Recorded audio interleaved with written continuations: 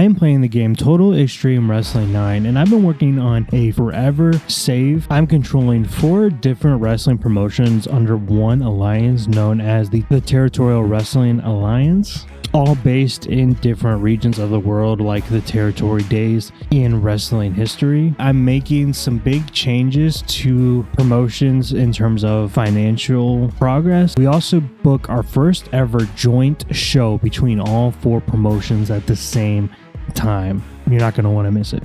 We start the show here on Great Plains Proving Grounds, hosted by Central Wrestling Association, with Mr. Anderson announcing his retirement and saying that he's going to start a farewell tour, and that is going to start with a match tonight against Zilla Fatu. This had a summary of 51.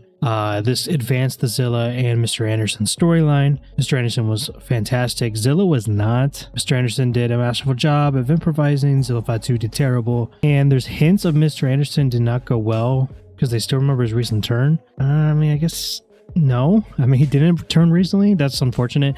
But I think if he's going to be a face, he needs to have a face turn. If he's going to retire, he needs to have a face turn. And Zilla's a heel, so we're going to continue with it. We don't necessarily have to turn him right away, so hopefully if we just kind of wait, it'll be better, hopefully. Fingers crossed. We also don't really have a lot of faces, so there's that as well. And oh my god, this was terrible. Heather Reckless defeats Aaliyah James, defending her TWA women's title. This had interference from Victoria, and this had a wrestling rating of 22, crowd rating of 21, semi-rating of 14, Heather with a 28, Aaliyah with a 15 performance. The referee had an awful gimmick. He couldn't pull off his referee gimmick. Interesting. Heather and Aaliyah have great chemistry. That's crazy. I'd love to see what their match is if they didn't. I don't know if I said this already. Victoria Crawford interfered to help Heather Reckless win the match. Heather is continuing to just get help to win these matches. And then after this match, we have Mickie James comes out and confronts the champion and Victoria Crawford, teasing for something. Interesting. Mickie James does not like the bullying nature of Heather Reckless as of recently. So she comes out to confront them. This had a semi-rating of 35. Mickie James' debut had a great gimmick. The storyline advanced. Mickie James did well. Heather Reckless did poor. Rip Bison did poorly as a road agent, so I'll have to keep that in mind. Then after that, we have Bobby Stevenson come down to the ring to have a match here today, but he was blindsided by Alex Kane. Alex Kane just beating him up until the referees came and separated him, and the match was called off. Set a semi-rating of 47, storyline advanced, and the angle got the crowd hotter. After that, we have Chase Holiday defeating Mr. Anderson from interference from Zilla Fatu. I misspoke. Zilla Fatu was involved with the storyline, but it's not going to be against Zilla Fatu. His first match was against Chase Holiday, but he actually loses because of interference from Zilla Fatu. That was a misspeak on the beginning part. That's my bad. That this had a wrestling rating of 39, crowd rating of 24, semi rating of 42, Chase Holiday with a 41 performance, Mr. Anderson with a 36 performance, and obviously the same deal with the Mr. Anderson face turn. People are not liking it. I think we're going to push through though. Mr. Anderson, in the first match of his retirement tour, loses to Chase Holiday. After the match, Zilla Fatu and Daniel Vidot are standing tall over Mr. Anderson. One called Manders, Mr. Anderson's partner, is not there today. Zilla is saying that they are going to rip those tag team titles off of them and is going to send Mr. Anderson to retirement early. This had a summary of 23. Zilla was awful when improvising, so was Daniel Vidot, and looks like One called Manders and Mr. Anderson's face turns are not pleasing the crowd, and then Rip Bison did poor. Mara Sade debuts and defeats Victoria Crawford with a wrestling rating of 35, crowd rating of 23, segment rating of 39. Mara Sade with a 27, Victoria Crawford with a 43. I'm surprised Mara did so poorly, but she had a good gimmick, and Devon Campbell, whose referee, did poor. I guess the referees are not, well, I guess the referees need to have gimmicks. And then we have David Finlay, which I believe this is David's debut. I'm not too sure. He's not going to be around very much, just because he's got a busy schedule. But David Finlay shows up. I don't know if he debuts or not. I can't remember. Defeating Crash Jackson with a wrestling rating of 43, crowd rating of 20, summer rating of 51. David Finley, the 56 performance. Crash Jackson with a 30. Oh, and yeah, it looks like he did debut because he debuted his Rebel gimmick in an adequate rating there. And then Crash Jackson's getting better at his gimmick. Our main event tonight, Brian Myers and Alan Angels defeats PJ Black and Brent Oakley. Obviously, PJ Black and Alan Angels have been feuding with each other. Alan Angels was head and shoulders above everyone else, and yeah, he actually was. That's actually crazy. He has a 60 performance there. But anyways, this had a wrestling rating of 47, crowd rating of 26, segment rating of 50. Like I said, Alan Angels was a 60 performance, Brian Myers with a 49, Brent Oakley with a 32, and PJ Black with a 46. And that was our show. 49 overall show. I think that was pretty good. I was pretty happy with that. There's some stinkers. The Rekos and Aaliyah James was not very good. But as you can see, we're building towards something pretty big here. Yeah, I mean, it increased our popularity in 18 regions. What really matters. Let's go ahead and let's compliment. It says so. I'm gonna compliment Crash because he's doing better at his gimmick. And then who else can I compliment? Oh, let's do Alan Angels. That makes sense. Point them out as good examples there. Nitro Pro, we lost $2,000, so we're still losing money here, but we did increase our popularity throughout America and in Canada. In order to save some money for progress, I went ahead and I offered people contracts that are a little bit older and also the ones that have expensive contracts. I offered them 1 month, so basically after pretty much this show we are going to be moving on from them. Obviously there's plenty of talent here that I don't want to get rid of. I don't want to get rid of Axel or Big Damo or Mark Haskins or Ricky Knight Jr. or Mark Andrews, but we gotta get rid of these contracts because if you look here at the contracts, they're making quite a bit. I could probably even honestly go through the hundreds, the $100 ones right here and get rid of some of them too. But we'll see how it goes with getting rid of some of these bigger ones. I didn't get rid of Luke Jacobs just because he's our champion. I don't know how long that'll last, but I wanted to keep him just because he is so young and he is our champion. I know Ricky Knight Jr. is young, but I'm fingers crossed I'll be able to get him back in the future because I do know that he's going to be a useful talent. And actually, I think I might even reach out to him with Metroline. I think Metroline could use him pretty well. I know he's over in the UK, but I think Metroline has the budget to try to get him. And I think Ricky Knight Jr. is going to be worth, again, back up. So I'm going to go ahead and try to negotiate here a contract with him. Let's offer him 110. We can keep it ongoing for now because I don't have any plans of getting rid of him. He wants 130 minimum. So I tried, but it happens. I offered him 130. So let's go ahead and make a contract offer. He says, oh, okay. I was like, it says that he has another offer, but it's progressed. So yeah, so as you can see from this here, he'll be gone after a month. Basically, this is just a way to get rid of them without leaving things on bad terms, because I really don't want things to end on bad terms, but because they're ongoing, I have to basically negotiate an end date. So that's basically what this is, just negotiating an end date. That's the good thing about this series is we'll still be able to get to use him because he's going to be moving on to Metroline if everything goes well. The pre-show for Progress, Chapter 174, starts with LA Taylor defeating Amale with a wrestling rating of 34, crowd rating of 20, semi rating of 35, Amale with a 35 performance, LA Taylor with the 32. Dave Bradshaw debuted. His gimmick was poor. I guess I gotta reconfigure his gimmick, and same with Tom Scarborough. The staff member gimmicks are not working, so I gotta change those and make them more unique. In our opener, we have a technical masterclass with Leon Slater defeating Cara Noir with a wrestling rating of 45, crowd rating of 32, semi rating of 50. Leon Slater with a 39 performance. That was awful. Cara with a 51. Let's look at the dirt sheets here. Slater was penalized for inconsistency. Same with Cara. So it looks like it's probably just because it was a technical masterclass. Keep that in mind for the future. There's not many. Kind of risked it. I felt like there wasn't really, but I thought if anyone could do it, I thought Leon Slater would be pretty good, but I guess I was wrong. That's my bad. And Cara Noir was off his game as well, so that is unfortunate, but we will have new roster members coming in and everything like that, so hopefully things will all work out in the end. Anyways, Sunshine Machine defeat Johnny Storm and Man Like the Rest is defense number 2 of their Progress Tag Team titles. This had a wrestling rating of 46, crowd rating of 29, segment rating of 50, TK Cooper with a 55 performance, Chuck Mambo with a 56, Man Like the Rest with a 33, Johnny Storm with a 40. Johnny Storm, he was a local talent, but he did pretty good, but he's also 48 years old, but I think he's cheaper, so I think I could bring him in. But that being said, though, he did have poor poor performance with being laid to rest, so they obviously won't be tag teams, a tag team in the future. But maybe he'll be something to bring in and have work pretty cheap. And then after that match, we have Chuck Mambo and TK Cooper standing there in the ring celebrating their win, holding up their titles, and Lyco's Jim comes out and says that they are the #1 contenders for the tag team titles, so we'll challenge for them at Progress Chapter 170. This had a summary of 38. Looks like their storyline here lost heat, and TK Cooper struggled with going off script. And then we have Session Moth Martina defeating Lizzie Evo in a storytelling match. This had a wrestling rate of 35, crowd rate of 25, semi rate of 37. Session Moth with 36, Lizzie Evo with a 33. And this go ahead and I started the women's world title storyline with just some of the top contenders for that title. And so that started here. Martin Kirby defeats Mark Andrews to win the Progress Protest title. Mark Andrews held it for a short period of time, but changes are happening, so Martin Kirby won that title. This had a wrestling rating of 45, crowd rating of 29, semi rating of 50.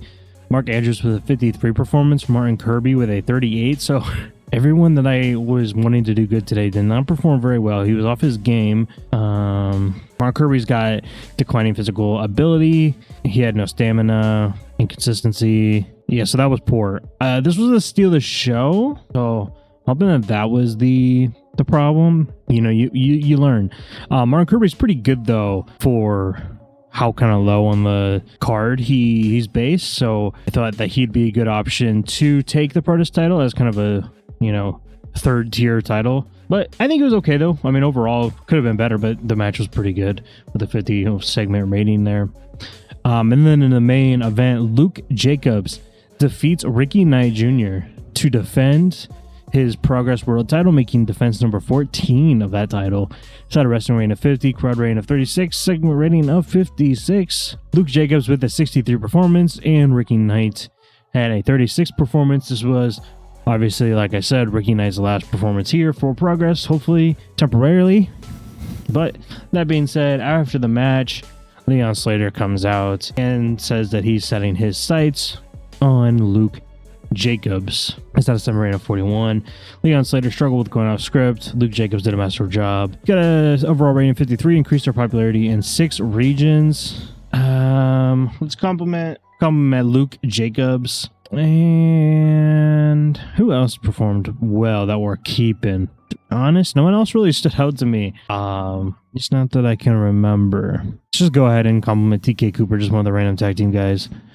Let's go ahead and point them out as good examples. Now we're still losing money. Hopefully that turns around. We did gain popularity. I want to see compared to our last few shows. I think we've done 1 show. I can't remember if it's 1 or 2, but let's see how this show kind of compares to what things have been. Our first show with Progress was 52. The show that was before that had a 47. So we did increase. Yeah, and this one was 49. So far, we have had the better shows of the year. And then our show obviously is a 53. And this was also the first one that was on YouTube.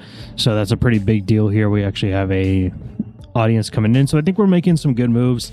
We obviously need to play more strength to our roster. And I need to tweak some gimmicks.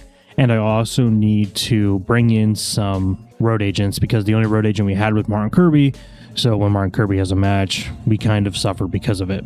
Okay, so this is something I did not know when I signed him, but it looks like Johnny Storm is considered toxic, and I don't know what he did or whatever, but all I know is that seeing this means that it's going to be more of a hassle to keep him, so I'm obviously not going to go ahead and sign him. And also, it's pretty expensive. I don't feel like I offered him that much money. I guess maybe I just did and didn't realize, but he's kind of more expensive than I realized. So yeah, we're going to move on from Johnny Storm.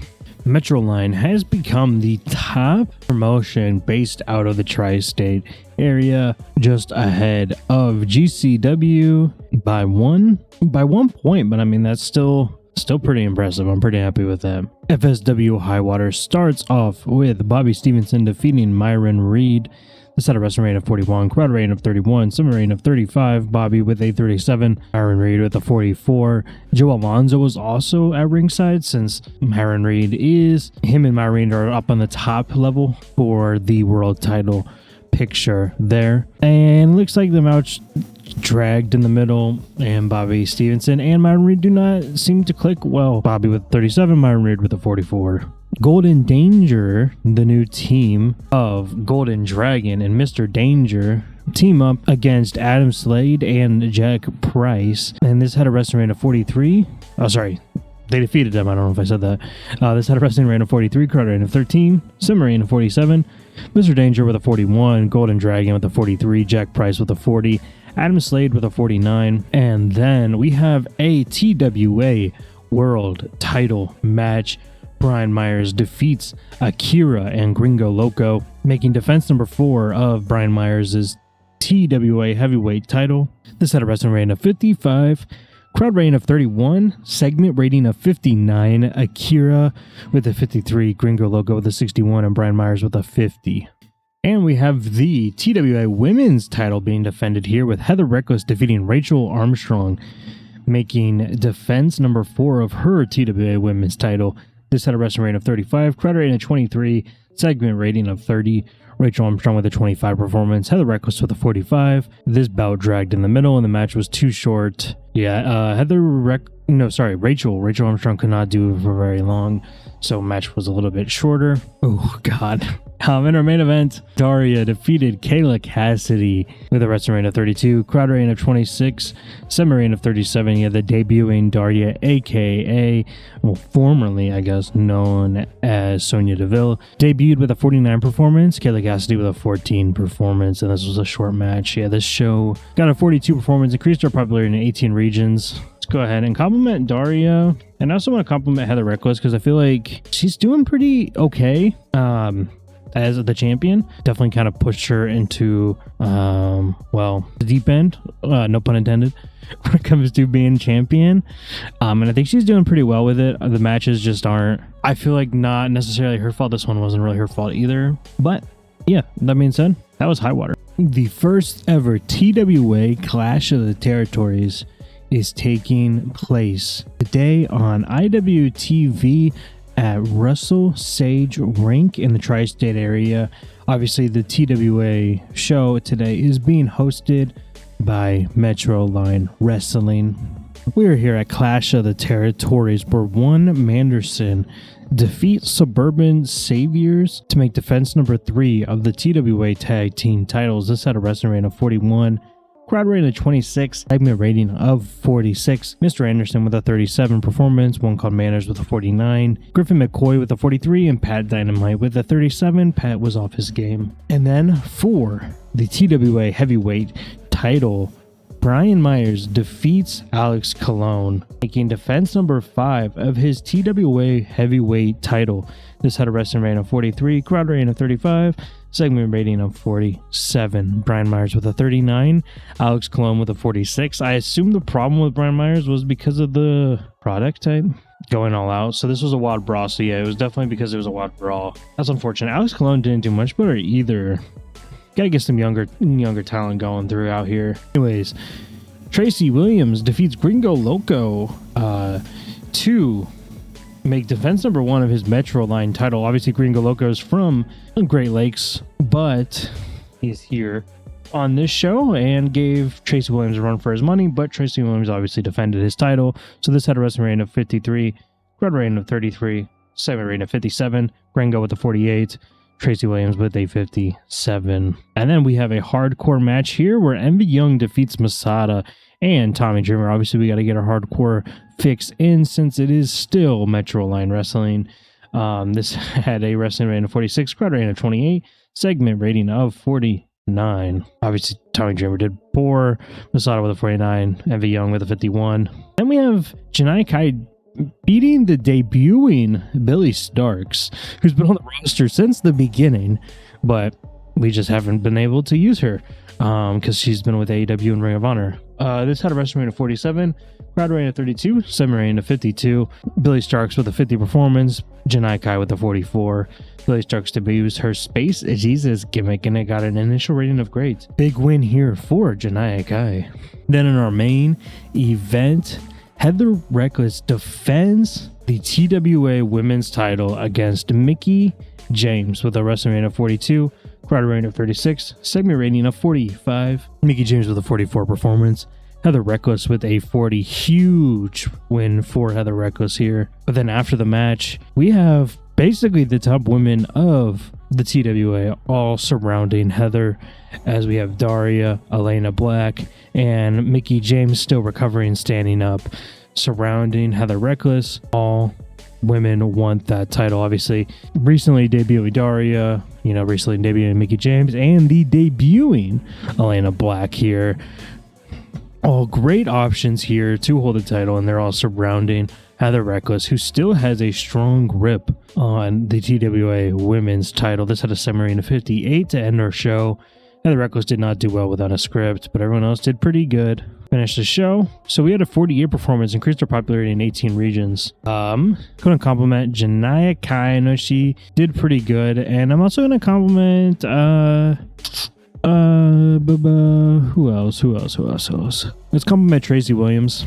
Just two people that stood out to me here. $561. We didn't make much money, but overall we're doing pretty good here. And yeah, we gained popularity pretty much everywhere. So yeah, that's good to see. I would say, although it wasn't a super financial success, I would say that Clash of the Territories was a success overall. I'm going to be kind of mixing in some of these TWA shows with all the different companies because, we can't have super big special kind of shows because of the product types being all different. This is obviously more of a grittier style than the rest of them, so it's gonna be kind of complicated, so kind of need to put them where they fit, I guess, if that makes any sense. Yeah, obviously when it comes to the titles, I got plans, and obviously Heather Reckless has been a pretty big experiment.